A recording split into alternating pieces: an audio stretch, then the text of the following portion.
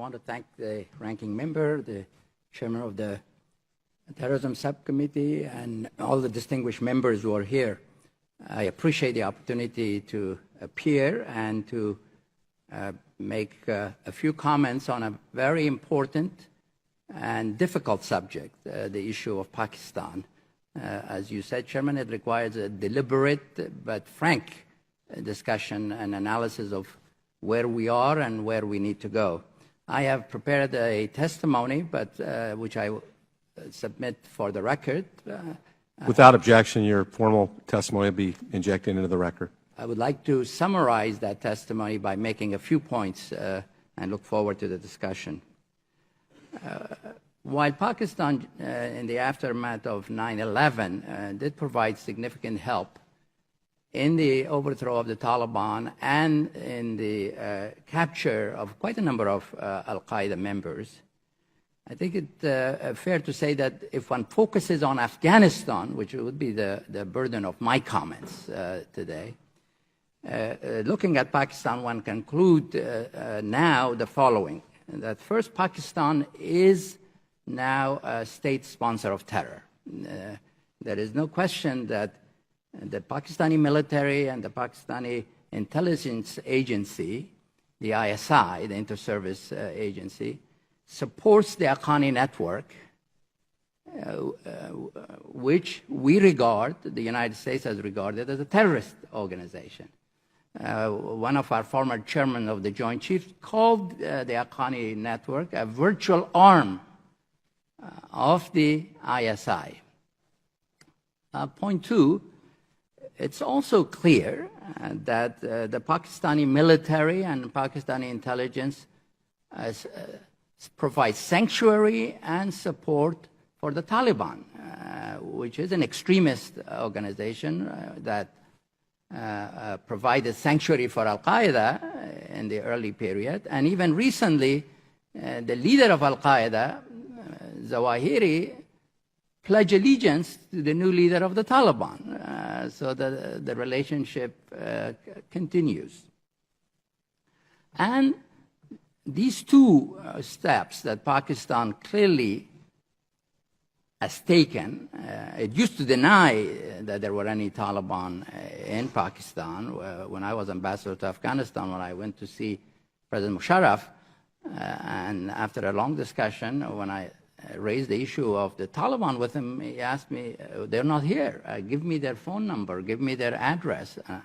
I had to remind him that the leadership of the Taliban was called the Quetta Shura, which, it's a big Pakistani city. And there was a Peshawar Shura, which is another big city in Pakistan. And the media regularly went and interviewed some of these people. But in any case, as you know, more recently, he has boasted, Mr. Musharraf, that he did obviously help the Taliban and the Haqqani network.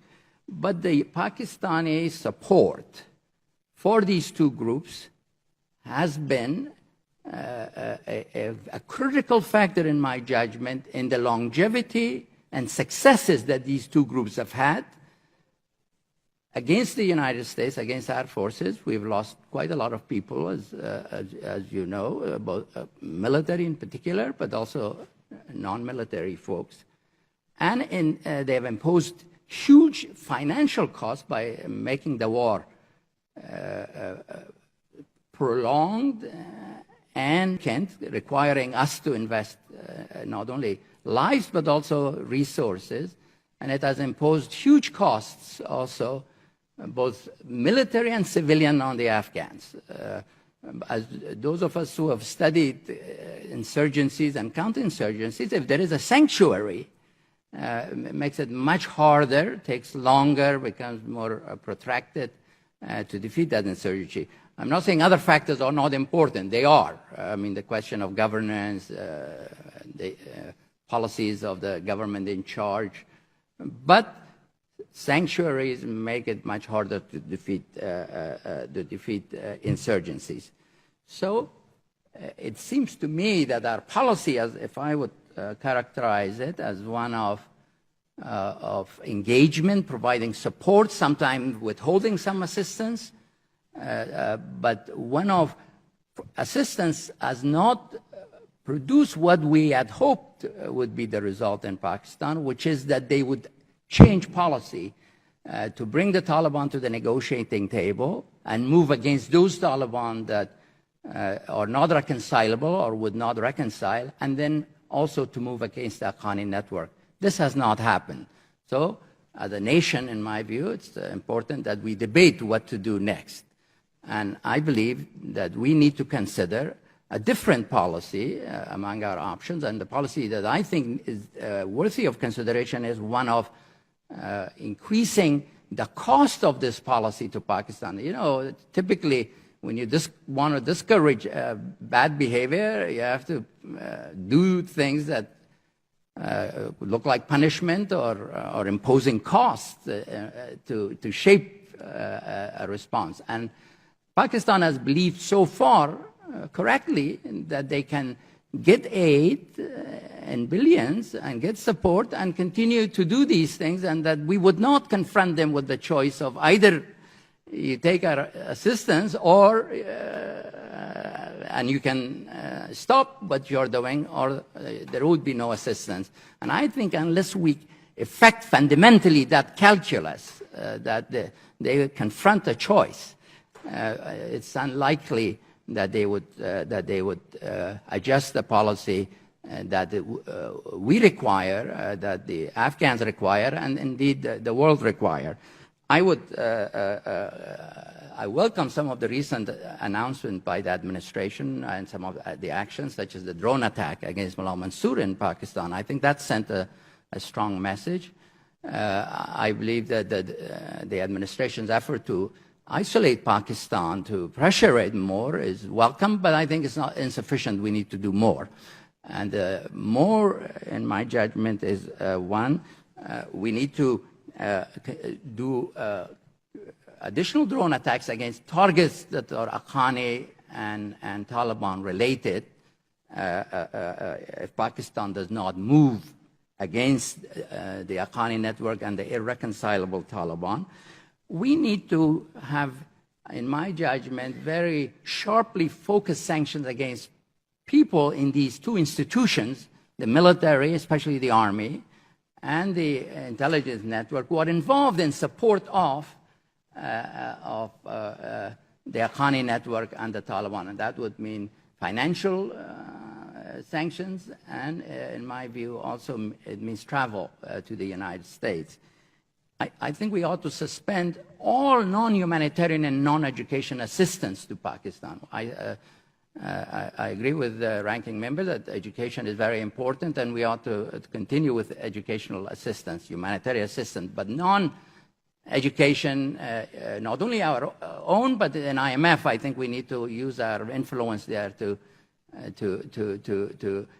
make sure that the next package that is likely to come up later this summer, early fall, does not go through without Pakistan taking the necessary measures with regard to these two groups. I also think we ought to consider, debate whether Pakistan should not be put on the list, State Department list of sponsors of terrorism. Factually, it is. Now, the question is, what are the pros and cons? And I think there are costs for us not doing this, because the whole less than problem becomes, loses its legitimacy when a state clearly is doing something and we are not calling a spade, and that has its own costs.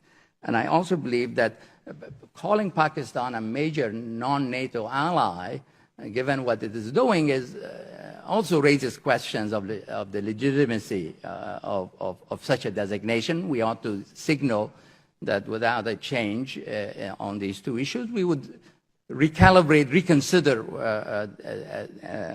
that designation. And I would think that we ought to also, as we do with regard to North Korea, a country that has nuclear weapons but has many hostile and negative domestic and external policies, consider when we might take the whole issue to the Security Council in collaboration with the Afghans to expose.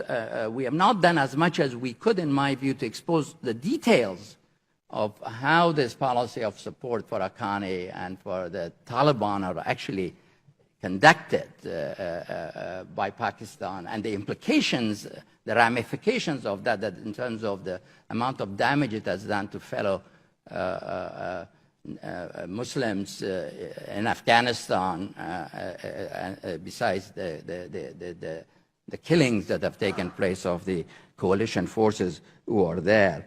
I think also, as we think down the road, given that Pakistan may choose not to respond favorably to this, we need to look at its strengthening cooperation with India on terrorism and counterterrorism, and on strengthening Afghanistan, that it can be hardened. My judgment is that if we do the steps that I have described, it is not out of the question that Pakistan might reconsider, because I think if we can shake this belief that they have, that they can continue to be both the beneficiary of U.S. assistance and continue to do what they are doing with regard to the Taliban and the Haqqani network, with the view that eventually will tire out, they will get tired, will leave, and then they can go back to imposing a Taliban government on Afghanistan, and the good days will be here again from their perspective regionally. We would have to look at other ways with other who share our perspective on terrorism, particularly India, and I just was there last week at very serious discussions. I think we will need to take a look at this. I understand, Mr. Chairman, as a final point, that this is not an easy issue. The administration that I was a part of, we tried engagement too and assistance in the golden hour after 9/11, when our credibility was high. We didn't push as hard Pakistan at that time as perhaps we should have. I think another golden hour may have become available after the killing of Mullah Mansour, but by itself, I think it's insufficient. We need to get Pakistan's attention that things are different, that they do need to make a choice, and I recommended the steps that I did for your consideration. Thank you, Chairman. Thank you very much.